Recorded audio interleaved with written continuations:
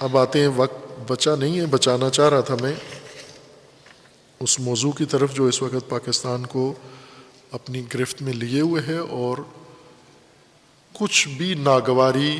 بڑھ سکتی ہے اور کچھ بھی ہو سکتا ہے، وہ ہے تحریک لبیک۔ خادم حسین رضوی صاحب کی بنائی ہوئی تحریک لبیک کا دھرنا احتجاج جو انہوں نے کئی دن سے، اب دوسرا ہفتہ ہے جا رہا ہے ان کا دھرنا، انہوں نے لانگ مارچ شروع کیا تھا لاہور سے۔ ماجرا تو آپ کے ذہن میں ہے نا، فرانس کے اندر جب توہین رسالت کی گئی تھی تو انہوں نے ساری دنیا نے عکس العمل دکھایا، لیکن انہوں نے شدید عکس العمل دکھایا اور فرانس کے سفیر کو پاکستان سے نکالنے کے لیے فیض آباد میں دھرنا دیا۔ اس وقت رضوی صاحب زندہ تھے، انہی کی سرپرستی میں یہ دھرنا ہوا اور انہوں نے پھر معاہدہ کیا، حکومت نے، موجودہ حکومت نے، عمران خان صاحب کی حکومت نے، ان کے وفاقی وزیروں نے معاہدہ کیا کہ آپ دھرنا ختم کریں، ہم فرانس کے سفیر کو نکال دیں گے ملک سے اور چند اور کیس ختم کر دیں گے اور اس طرح کے۔ اور اس دھرنے کے بعد پھر وہ جو بانی تھے تحریک کے وہ فوت ہو گئے، ان کے فرزند سعد رضوی بنے سربراہ، جو جوان تھے لیکن اپنے والد کا ہی سٹائل انہوں نے اپنایا، اور کچھ عرصے کے بعد انہوں نے یہ معاہدہ حکومت کو یاد دلانا شروع کیا، اور حکومت تو چونکہ بھول چکی تھی وہ معاہدہ، انہوں نے یاد دلانا شروع کیا تو انہوں نے ان کو ایک دن پکڑ لیا بغیر کسی جرم کے، بغیر کسی ایسے مسئلے کے، یعنی نہ انہوں نے کوئی احتجاج کیا، نہ ریلی نکالی، نہ قانون توڑا، کسی پروگرام میں یا جنازے میں گئے ہوئے تھے، واپس گھر آ رہے تھے، راستے میں پکڑ لیا ان کو اور ان پہ کیس نہیں چلایا، عدالتی کیس نہیں ہے، ویسے نظر بند کیا ہوا ہے بغیر مقدمہ چلائے، اور اب کئی مہینے ہو گئے ہیں ان کو نظر بند کیا ہوا ہے۔ اب پھر ان کی جماعت نے آواز اٹھائی ہے کہ آپ ان کو بھی آزاد کریں، باقی اسیروں کو آزاد کریں، اور فرانس کے سفیر کے متعلق جو آپ نے معاہدہ کیا تھا وہ پورا کریں، اسے نکالیں ملک سے، اس نے توہین کی ہے اس کے ملک کے صدر نے، لہٰذا آپ اس کو نکالیں۔ حکومت پہلے تو معاہدہ کر کے ان کو کہتی رہی کہ ہم پارلیمنٹ میں لے جائیں گے، پارلیمنٹ سے منظوری لے کے سفیر کو نکال دیں گے، جیسے وہ ان کو ٹھگاتے رہے، ورگلاتے رہے، بہلاتے رہے، لیکن یہ سیریس ہو گئے۔ اب انہوں نے پھر جلوس نکالا لانگ مارچ اسلام آباد کی طرف، کے معاہدے پر عمل کریں۔ اب حکومت ڈٹ گئی ہے کہ یہ نہیں ہو سکتا، سعد رضوی کو بھی سپریم کورٹ نے حکم دیا آزاد کرو، ہائی کورٹ نے حکم دیا آزاد کرو، کیوں بے گناہ بندہ پکڑ کے رکھا ہوا ہے، یا تو اس پہ کیس چلاؤ یا اس کو چھوڑو۔ تو انہوں نے، حکومت نے پھر کچھ جواز پیش کر کے عدالت سے بھی اجازت لے لی اور مزید دنوں کے لیے انہیں نظر بند رکھا۔ ان کی جماعت ابھی لانگ مارچ کے لیے لاہور سے انہوں نے شروع کیا، اور مریدکے میں، گوجرانوالہ سے پہلے ایک شہر آتا ہے، وہاں پر ان کے لیے خندقیں کھودیں اور روکا انہیں، پھر ایک ہفتہ وہاں رکنے کے بعد اب وہ گوجرانوالہ پہنچ گئے ہیں، اور ہر روز تصادم پولیس کے ساتھ۔ حکومت انکار کر دیا ہے معاہدہ ماننے سے، وزیر داخلہ نے باقاعدہ، وزیر اعظم نے، کابینہ نے، وزیر اطلاعات نے، سب نے کہہ دیا کوئی معاہدہ نہیں ہے، بلکہ ایک کالعدم تنظیم ہے، چونکہ پچھلے دھرنے میں انہوں نے جب پولیس کے ساتھ ان کا جھگڑا ہوا تھا اور پولیس والے مرے تھے ان کے ہاتھوں کثرت سے، وہیں پر انہیں کالعدم قرار دیا تھا، لیکن کالعدم کا پورا پروسیس نہیں ہوا۔ حکومت نے، وزارت داخلہ نے کالعدم کے لیے جو بل بنایا جاتا ہے وہ بنایا ہے، اس کو منظور نہیں کروایا، نہ پارلیمنٹ سے منظور کروایا ہے، نہ کورٹ سے منظور کروایا ہے۔ قانون یہ ہے کہ جس جماعت کو آپ کالعدم قرار دیتے ہیں غیر قانونی، حکومت اس کا مسودہ بنا کر، لائحہ بنا کر عدالت میں پیش کرے گی، یا عدالت عالیہ میں یا عدالت عظمیٰ میں، اور وہ اس کو تصدیق کریں گے تو کالعدم شمار ہوتا ہے۔ یہ کام انہوں نے تحریک لبیک کے بارے میں ابھی تک نہیں کیا، یعنی قانوناً کالعدم نہیں ہے، حکومت کی زبان سے کالعدم ہے، حکومت کے بیانات میں کالعدم ہے، اور ان کو کالعدم جماعت قرار دے کر اب گوجرانوالہ میں ان کا لانگ مارچ جاری ہے، اسلام آباد جانا چاہتے ہیں۔ پورا جی ٹی روڈ جیلم کا پل توڑ کے کنٹینر کھڑے کر دیے گئے ہیں، گجرات میں کنٹینر کھڑے کر دیے گئے ہیں، دینا میں کنٹینر کھڑے کر دیے ہیں، جگہ جگہ جی ٹی روڈ گہری خندقیں کھود کر کنٹینر کھڑے کر کے، اور اسلام آباد پورا سیل کر دیا، راولپنڈی بند کر دیا. ایک کالعدم جماعت کے دھرنے کے مقابلے میں حکومت کی یہ کیفیت بن گئی ہے. سارا جی ٹی روڈ خندقیں کھود کے ان کو روک رہے ہیں، کنٹینر کھڑے کر رہے ہیں اور پل اڑا رہے ہیں اور دیواریں توڑ رہے ہیں، اور اسلام آباد کو بھی خندقیں کھود کے بند کر رہے ہیں. اس طرح سے ساتھ کہہ بھی رہے ہیں کہ اگر یہ آئیں گے تو دہشت گرد سمجھ کر اور ان کو عسکریت پسند جماعت کا درجہ دے کر انہیں ہم سرکوب کریں گے. یہ عزائم حکومت ظاہر کر رہی ہے. اب اس وقت ملک کے اندر ایک بہت ہی سنسنی پھیلی ہوئی ہے اس حوالے سے. وہ پیچھے ہٹنے کے لیے تیار نہیں ہیں تحریک لبیک والے. انہوں نے کہا کہ آپ نے معاہدہ کیا ہے، معاہدے پر عمل کریں. حکومت یہ کہہ رہی ہے وزیر داخلہ کہ یہ جن وزیروں نے معاہدہ کیا تھا یہ ان کا ذاتی معاملہ ہے، حکومت کا معاملہ نہیں ہے. وزیر اعظم نے بھی انکار کر دیا ہے. اصل مسئلہ یہ ہے، یہاں توجہ کی ضرورت ہے کہ اس وقت حکومت کمزور ترین، یہ حکومت بہت مضبوط حکومت تھی، ناکام حکومت اتنی مضبوط یہ دنیا میں کہیں مثال نہیں ملتی. 3 سال اتنی مضبوط حکومت تھی اقتدار کے لحاظ سے، اختیارات کے لحاظ سے، لیکن اقدامات کے لحاظ سے بالکل فیل، ہر کام میں فیل. اس وقت مہنگائی اپنے عروج پر پہنچ چکی ہے، یعنی نہیں کہ وہ آسمان پہ ہے، آسمان سے اوپر چلی گئی ہے مہنگائی. ڈالر کہاں جا پہنچا ہے، روپے کی قیمت گر گئی ہے، اشیاء کی قیمتیں بڑھ گئی ہیں، پٹرول کی قیمتیں بڑھ گئی ہیں. انہوں نے ایک دن میں پٹرول 15 روپے مہنگا کیا پر لیٹر،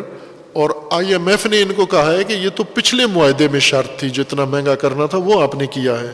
اب جو اگلا قرضہ لینے آئے ہو وہ ابھی کرنا ہے تمہیں، لہٰذا کہہ رہے ہیں کہ 1 نومبر کو اور پٹرول مہنگا ہو جائے گا. اور یہ مہنگائی ان کے لیے درد سر ہے. اس میں حکومت کو ایک سہارا اپوزیشن نے دیا ہوا ہے کہ اپوزیشن جہاں پہلے حکومت کے خلاف تحریک چلاتے رہے، جتنی انہوں نے تحریک چلائی حکومت مضبوط ہوئی، اور اب مہنگائی کے خلاف اپوزیشن نے تحریک چلائی ہوئی ہے، اور تنہا امید حکومت کی یہی اپوزیشن ہے. یہ حکومت بچا سکتے ہیں یہ پیپلز پارٹی اور مسلم لیگ اور مولانا اور سارے مل کے، ورنہ اور کوئی حکومت کو بھی راستہ نظر نہیں آ رہا کہ اگر یہ اپوزیشن مہنگائی کے خلاف اٹھتی ہے تو پھر عوام گھر بیٹھ جائیں گے،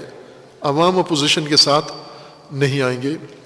لیکن اگر یہ اپوزیشن چھوڑ دے بولنا تو عوام اٹھ کھڑے ہوں گے. اس وقت جو صورتحال مہنگائی کی جہاں پہنچ گئی ہے، لوگوں کے لیے ناممکن ہے یہ مہنگائی برداشت کرنا. ایک اور حکومت نے ایک قدم اٹھایا ہے جو اپنی مضبوطی، جس شاخ پہ حکومت بیٹھی ہوئی تھی اس شاخ کو حکومت نے کاٹنا شروع کیا ہے، اور وہ فوج کے سپہ سالار اعلیٰ نے فوج میں معمول کے مطابق ترقیاں دی ہیں، رد و بدل کیا ہے. فوج کے اپنے شیڈول کے مطابق ہوتا ہے یہ کام کہ کتنی عرصہ کس پوسٹ پہ کون آدمی رہ سکتا ہے، اور اس ترتیب کے ساتھ وہ کرتے ہیں سالانہ تبدیلیاں. اس تبدیلی کی زد میں آئی ایس آئی کے سربراہ موجودہ جو ہیں جنرل فیض حمید، فوج کے سپہ سالار اعلیٰ نے انہیں پشاور کا کور کمانڈر بنا دیا آئی ایس آئی سے ہٹا کر، اور ایک نئے جوان ظاہراً جرنیل کو انہوں نے آئی ایس آئی کا سربراہ بنایا. لیکن آئی ایس آئی کے سربراہ کے لیے حکومت کی منظوری ضروری ہوتی ہے، اس لیے وزیر اعظم کا نوٹیفیکیشن ضروری تھا. فوج نے اعلان کر دیا ان کا، وزیر اعظم نے نوٹیفیکیشن پر سائن کرنے سے انکار کر دیا.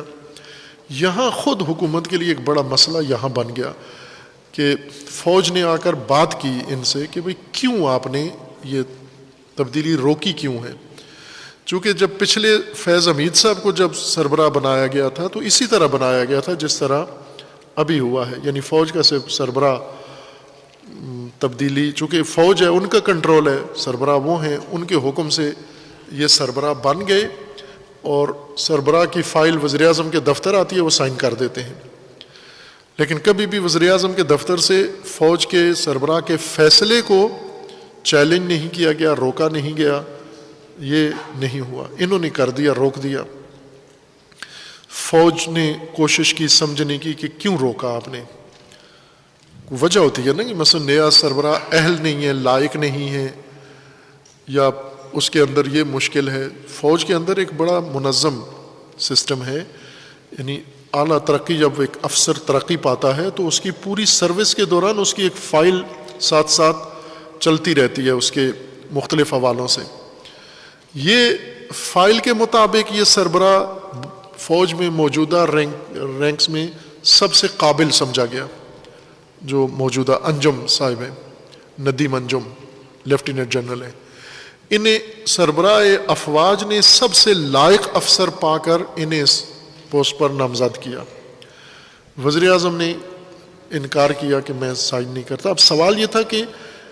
کیوں، کیا وجہ ہے؟ مثلا نالائق ہے، نا تجربہ کار ہے، وجہ کیا ہے؟ وہ وجہ نہیں بتا سکے۔ یہاں پر پھر لوگوں نے اندازہ لگایا، گیس لگایا، وہ یہ ہے کہ وزیر اعظم کچھ ایسے چیزوں پر بھی اعتقاد ایمان رکھتے ہیں، معنوی روحانی چیزوں پر، کہ جو اس طرف سے پوچھتے ہیں، پیروں سے، فقیروں سے، یا گھر میں جو ان کے سلسلہ ہے روحانیت کا، وہاں سے وہ تائید لیتے ہیں، تو پھر یہ فیصلے کرتے ہیں سیاسی۔ یہ چیز اس کو تقویت ملی اور پھیلی، اور یہ بھی ایک حکومت کے لیے بہت بڑا مسئلہ بن گیا ہے، اور سیاسی اپوزیشن نے اس مسئلے کو بڑھا چڑھا کر پیش کیا ہے، غیر ملکی میڈیا نے بھی اس کو پیش کیا ہے کہ اتنی اہم تعیناتی کو کیوں روکا گیا؟ تو آیا ملک روحانی سلسلوں سے چل سکتا ہے؟ اس میں لوگوں نے تو کہا جنات سے، جادو ٹونا فلاں اس طرح سے ہوتا ہے۔ تو باہر کیف انہوں نے کر دیا سائن، ابھی 20 نومبر تک موجودہ سربراہ آئی ایس آئی کے رہیں گے، 20 نومبر کو نئے سربراہ عہدہ سنبھال لیں گے، فوراً ابھی بھی نہیں کیا۔ یہ ایک چیز باعث بنی ہے کہ حکومت اور تھوڑی مشکل کا شکار ہوئی ہے، مہنگائی کی وجہ سے ہوئی ہے۔ اسی طرح کچھ عالمی حالات باعث بنے ہیں حکومت پریشانی کا ہوئی ہے۔ ایسے میں لبیک کا جو معاملہ شروع ہوا ہے، حکومت کے لہجے میں سختی کیوں آئی ہے؟ پہلے معاہدہ کیا، پہلی دفعہ جب فیض آباد میں خادم رضوی صاحب نے معاہدہ کیا تھا تو باقاعدہ یہی جو سربراہ ہیں ابھی آئی ایس آئی کے، انہوں نے ہی آ کر دھرنے والوں کو کرایہ دیا واپسی کا، اور انہی کی وساطت سے اٹھ کے گئے، دھرنا ختم ہوا، پہلا دھرنا۔ دوسرا دھرنا معاہدے پہ ہو گیا، دوسرے دھرنے میں معاہدہ ہو گیا کہ ہم فرانسیسی سفیر کو نکالیں گے۔ تیسرا دھرنا ابھی جنگ پہ ختم ہو رہا ہے۔ کیوں؟ اس لیے کہ حکومت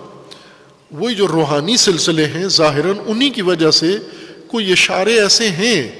کہ یہ جلوس اگر اسلام آباد پہنچ گیا، کوئی روحانی دنیا نے یہ ظاہراً تاثر دے دیا ہے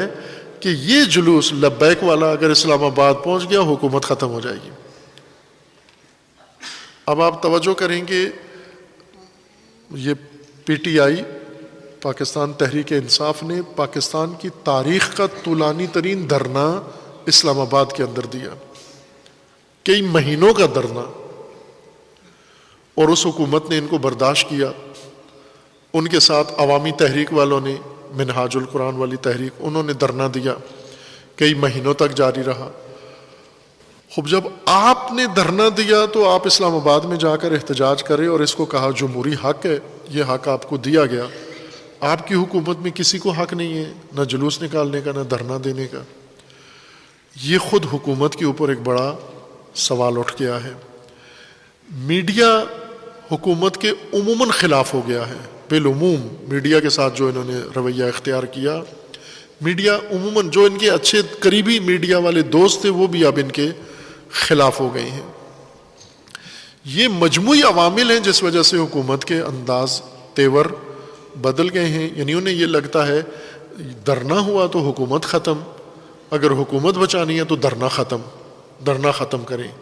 یہ ٹھنی ہوئی ہے ان میں۔ اور اس وجہ سے احتمال ہے کہ اگر اقتدار روحانی طاقتوں نے بتا دیا ہے کہ تحریک لبیک کے دھرنے سے اقتدار مربوط ہے،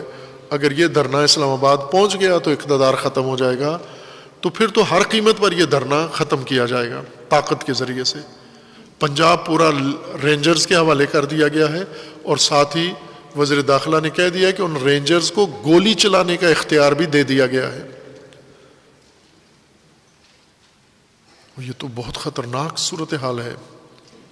کس بنیاد پر؟ تحریک لبیک جو کر رہے ہیں، جو چاہتے ہیں، وہ کتنا ٹھیک ہے کتنا غلط ہے، یہ ایک موضوع ہے۔ میرے خیال میں کوئی پاکستانی بھی تحریک لبیک کو حق بجانب نہیں سمجھتا ان کاموں میں، کہ آپ دھرنے دیں، آپ جلوس کریں، آپ لوگوں کو تکلیف دیں، یہ سارے مسائل ہیں ان کے، یا سیاست اس طرح سے تشدد کے ذریعے سے سیاست کریں، اس کا کوئی پاکستانی حامی نہیں ہوگا ان کے اس کام کا۔ لیکن یہ کہ وہ اپنا آواز اٹھائیں، اپنا احتجاج کریں، اپنے سربراہ کی رہائی کے لیے بات کریں، جس سربراہ پر کوئی جرم ہی نہیں ہوا، اس نے کیا، اس کو ویسے بے گناہ پکڑا ہوا ہے، اس کی آواز اٹھانا بھی نہ دینے، ان کو آواز نہ اٹھانے دیں، یہ خطرناک کام ہے بہت۔ اور یہ تشدد جس کے تیور بتا رہے ہیں کہ ہم یہ کریں گے، بعض تو کہہ رہے ہیں کہ کر چکے ہیں، یعنی یہ شروع ہے یہ مارا ماری، لیکن چونکہ میڈیا پہ خبریں نہیں آ رہی، پابندی لگ گئی ہے کہ لبیک کے دھرنے اور جلوس کے بارے میں کوئی خبر میڈیا میں نہیں آئے، میڈیا میں نہیں آ رہی، غیر مصدقہ خبروں میں ہے کہ کچھ نقصان جانی ہو رہا ہے دونوں طرف سے، لیکن جو رسماً بیان وزیر داخلہ کا آ چکا ہے، وزیر اطلاعات کا، کہ یہ عسکری جماعت ہے، عسکریت پسند ہے، یعنی دہشت گرد ہے، اور ہم رینجرز اور فوج کے ذریعے سے اس کو روکیں گے، یہ خطرناک عزائم ہیں، یہ ناجائز کام ہے۔ ان کا حق بنتا ہے احتجاج کرنا، آپ کا حق بنتا ہے ان کا احتجاج سننا، مطالبات مانے یا نہ مانے وہ ایک الگ بات ہے، لیکن یہ کہ انہیں اس جرم میں قتل کریں، ان پر گولیاں برسائیں، یہ کسی قانون میں، کسی منطق میں سمجھ میں آنے والی بات نہیں ہے۔ اور یہ ناگہان حکومت میں اتنا تشدد کا رجحان پیدا ہونا، اس کو بھی بعض لوگ یہی کہتے ہیں کہ روحانی طاقتوں نے ان کو یہ خبردار کیا ہے، اس دھرنے کو روک لو، جہلم کے پل سے آگے اگر یہ دھرنا گزر گیا تو پھر آپ حکومت نہیں بچا سکتے۔ خوب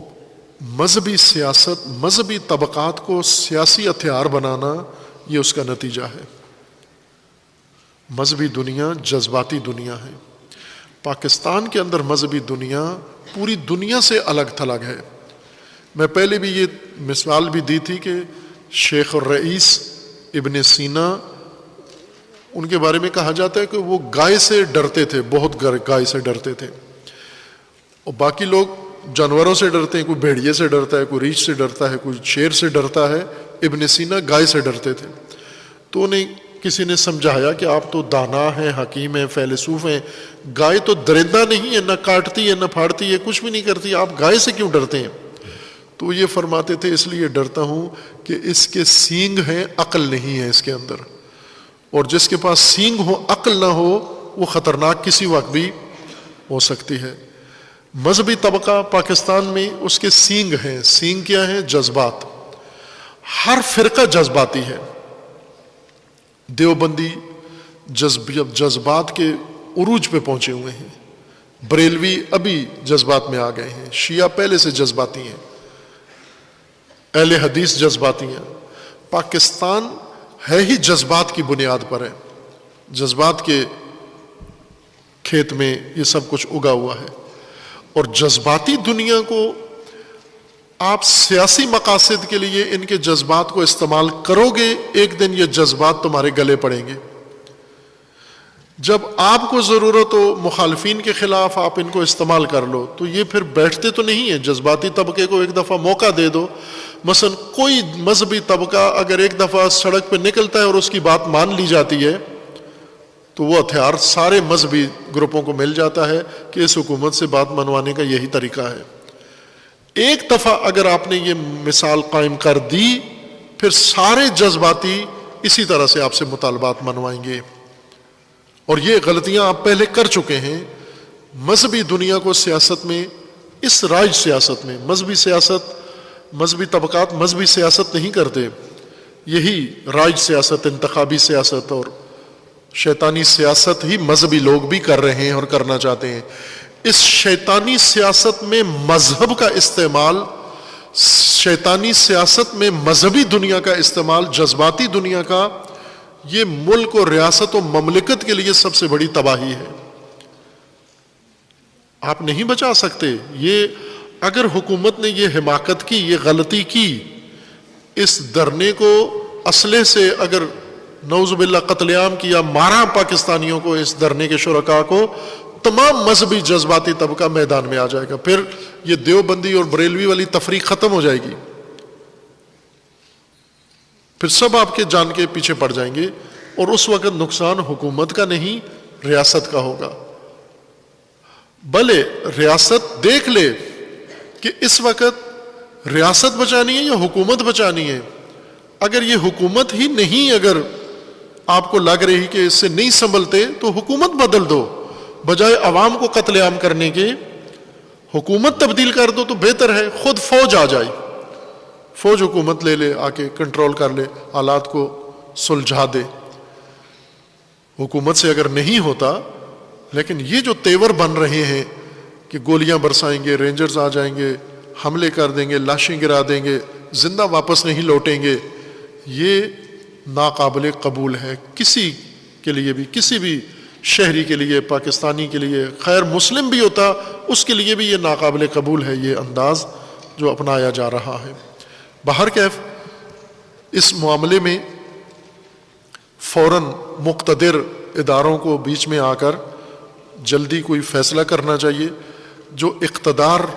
بچانا چاہتے ہیں وہ اندھے ہو جاتے ہیں، اقتدار بچانے کے لیے ان کی جانوں کی کوئی قیمت نہیں رہتی، وہ مچھر مکھی کی طرح کاٹتے ہیں، مارتے ہیں لوگوں کو۔ یہ کام نہ ہونے دیں۔ اس مذہبی جذباتی طبقے کو کنٹرول کرنے کے لیے بھی کوشش کریں کہ یہ بھی مذہب سے فائدہ اٹھا کے اپنی حد سے باہر نہ جائے، اور حکومت کو بھی اپنا اقتدار بچانے کے لیے عوام کے قتل عام کی اجازت نہیں ہونی چاہیے۔ اگر یہ جنگ شروع ہو گئی پاکستان میں، پھر تباہی ہے، پھر کوئی بھی نہیں بچا سکتا۔ ہماری دعا ہے اللہ تعالیٰ اس بحران میں بھی پاکستان کو محفوظ رکھے انشاءاللہ، اور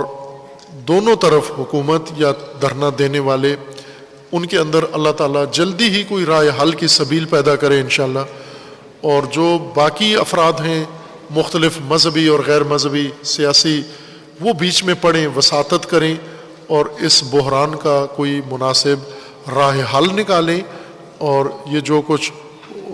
لگ رہا ہے یا بیانات آ رہے ہیں، اس تباہی سے ہماری دعا ہے کہ اللہ تعالیٰ عوام کو بچائے، مسلمانوں کو بچائے، امت کو بچائے، اور خداوند مملکت کو اور پاکستان کو بچائے انشاءاللہ۔ وصلی اللہ علی محمد وآلہ الطیبین الطاہرین۔